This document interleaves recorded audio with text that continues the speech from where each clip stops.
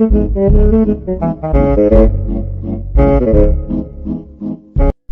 Assalamualaikum dan selamat sejahtera. Welcome back to my channel Hafaz Empire by Cik Faz. Okay, hari ni Cik Faz akan terangkan pakai pelaut di atas kapal bahagian 5 dah ni. Tugas di engine department. Tugas pelaut iaitu lebih kepada watchkeeping rating, iaitu general purpose, GP, wiper atau painter atau pamen atau motorman, fitter atau repairman, oiler atau greaser dan AB engine. Hari ni saya akan menerangkan tugas-tugas mereka lah. Tugas-tugas jika anda atau kamu ingin menyandang position itu atau kedudukan sebagai yang saya sebutkan di atas kapal.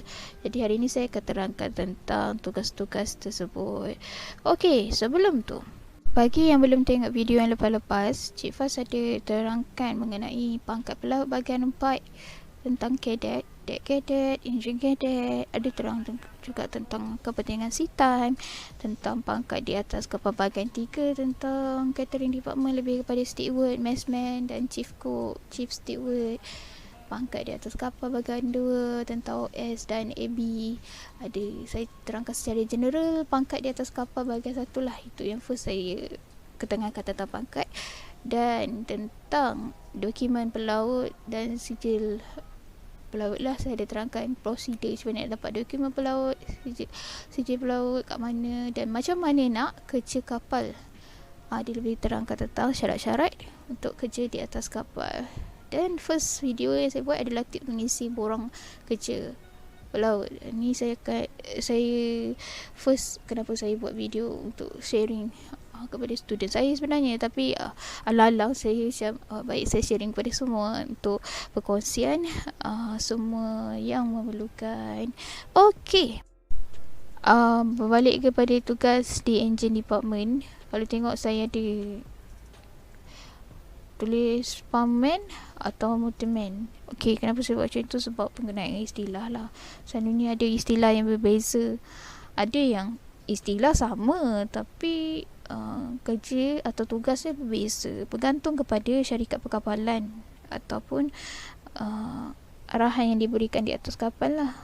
Jadi saya terang secara general je tugas-tugas di engine department. Okey, kita mula dengan general purpose ni. GP selalunya ada juga yang panggil GP ni sebagai ordinary seaman, sama dengan ordinary seaman. Sebenarnya tugasnya lebih kurang dengan OS, tapi dia di bahagian engine. Ada juga yang salah faham sampai cakap GP ni ada dekat bahagian deck. Tapi nak salahkan pun tak boleh juga, sebab dia pun penggunaan istilah di atas kapal beza-beza. Ada sama. GP dengan OS sama. Ikutlah penggunaan istilah yang diberikan. Okey, antara tugas GP adalah membantu pegawai jurutera kapal dalam menjalankan kerja-kerja rutin penyelenggaraan dan pembaikan terhadap mesin dan peralatan di atas kapal serta peralatan di atas kapal. Jadi GP ni akan dapat arahan daripada pegawai jurutera lah, officer dekat atas tu, engineer di atas kapal tu, untuk membuat aktiviti macam menyelenggara, baiki ataupun pantau enjin, mesin, peralatan. Itu semua di bawah arahan pegawai jurutera. Serta menyediakan peralatan dan mesin. Ini lebih kepada mungkin GP tu akan jaga satu bahagian untuk memastikan bahagian tu sentiasa berminyak, sebab kita nak bagi alatan dan mesin tu sentiasa berjalan. Jadi tugas GP adalah salah satu menyediakan peralatan dan mesin di atas kapal tu, machinery kat atas kapal tu. Lepas tu ada juga kendali pam yang dimuatkan dengan cecair. Kadang-kadang rasa macam GP ni dah macam pamen dah, sebab pasal ni pam ni pamen yang buat. Tapi kadang-kadang GP buat juga sebab general purpose kan. Yang ni selalu buat lah, bersihkan bahagian dan ruang enjin. Dia akan bersih di kawasan macam dekat engine room tu, dan dibersihkan juga peralatan dekat engine room lah, bahagian serta ruang yang ada dekat engine room. Itu tugas GP. Sebenarnya tugas GP ni macam light jugalah. Kadang-kadang macam merangkum keseluruhan tugas-tugas yang lain juga, tapi bergantung kepada company tu macam mana, dan officer yang memberikan arahan. Sama ada officer tu AB engine ataupun officer lah. Wiper atau painter, tugasnya adalah bersihkan, cat dan gilap ruangan atau polish ruangan enjin, mengendalikan beberapa bahagian machinery. Ada juga yang mengatakan kalau wiper ni kalau cukup pengalaman dia boleh jadi oiler. Nama lain bagi wiper adalah painter. Yang tugas tu kadang-kadang kalau kita tengok lebih kurang dengan GP juga. Sebab tu lah saya cakap kadang-kadang ada persamaan, kadang-kadang penggunaan istilah, tapi saya terangkan secara general lah ke semua supaya mudah faham. Dia lebih kurang je mungkin sebab WKR kan, so tugas the watchkeeping rating dia lebih kurang sama antara satu sama lain. So macam team crew jugalah dalam satu department ni. Okay, next adalah pumpman atau motorman. Memastikan semua pengaliran minyak di dalam pipe lancar. Okay, kat atas kapal ada saliran kan, jadi pumpman lah tugas-tugas dia pastikan minyak dalam pipe tu jalan lancar, masuk ke, ada yang macam bukan pipe je, pipe kumbahan pun mereka kena juga sometimes. Memastikan pipe atau sistem saliran ni, saliran minyak dalam keadaan baik, baiki dan selenggara saliran pipe. Ini antara tugas pumpman atau motorman. Saya terang secara general je, saya tak terang secara mendalam lagi. Okay, seterusnya fitter atau repairman, membantu kerja perbaikan welding, ATC, penjagaan dan pemasangan mesin dan peralatan kapal seperti yang diarahkan. Okey, saya selalu dapat soalan, Kak, welder ada atas kapal tak? Welder ada atas kapal tak? Dia tak ada tulis welder. Kalau buat iklan dekat ni kerja kosong, dia akan tulis fitter. Salah satu fitter lah, ataupun repairman. Jarang dia pun mention welder. Pihak company mention welder, lebih kepada fitter lah.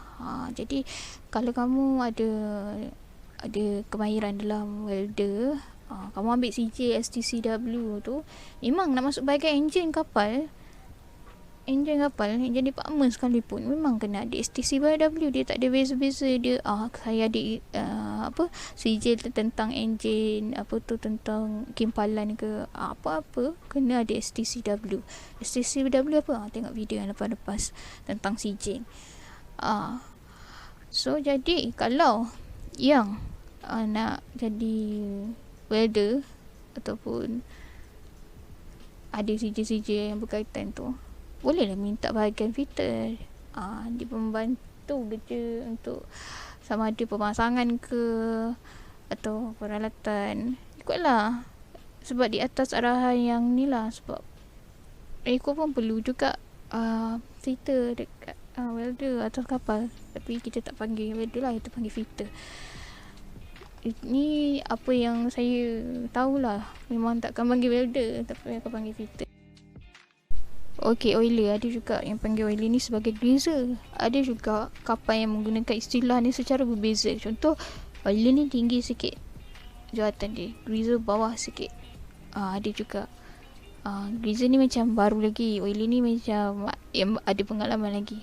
Itulah kepelbagaian istilah tu yang buat macam perbezaan. Lagi satu, daripada setiap company dia pemahaman istilah atau penggunaan istilah ataupun tugas-tugas sendiri yang diberikan tu berbeza-beza. Ikutlah company tu nak bagi macam mana. Yang penting masa kamu nak sign agreement tu, kamu tengoklah tugas kamu buat apa.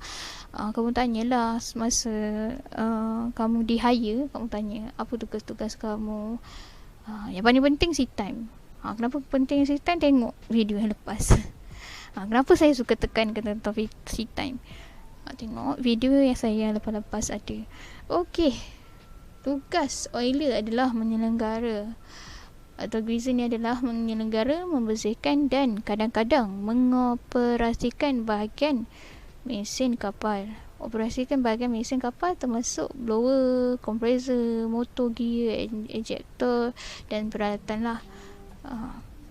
Dia lebih kurang macam pamen pun ada juga, ataupun GP. Bertanggungjawab untuk mengendalikan peralatan penapisan dan penukaran pelinci dan menyimpan log minyak. Ini salah satu tugas oiler lah.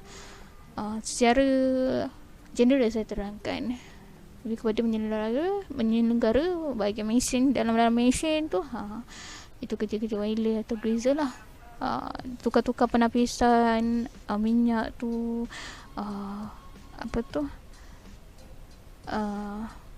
pembuangan sisa-sisa minyak, itu kerja-kerja oil greaser. Okey, seterusnya adalah yang last sekali, able bodied engine. Okey, ABE. ABE ni ada dalam sistem Jabatan Laut Malaysia, MARDEP. Jangan kata tak ada pula, ada. Sebab saya dah confirmkan dengan MARDEP Jabatan Laut Malaysia. Ada. Kenapa jadi macam pembezaan? Saya tengok kapal saya tak ada pun ABE engine. Yelah, setiap kapal macam saya cakap, setiap kapal berbeza, syarikat perkapalan pun berbeza. Jadi memang kamu takkan jumpa lah ABE engine. Kalau kamu naik kapal, kalau kamu naik kapal tu je, kamu tak jump ship, memang susah nak jumpa lah. Memang ada ABE engine, ABE ni, tapi tak famous lagi sebab dia macam baru lagi. Jadi memang ada.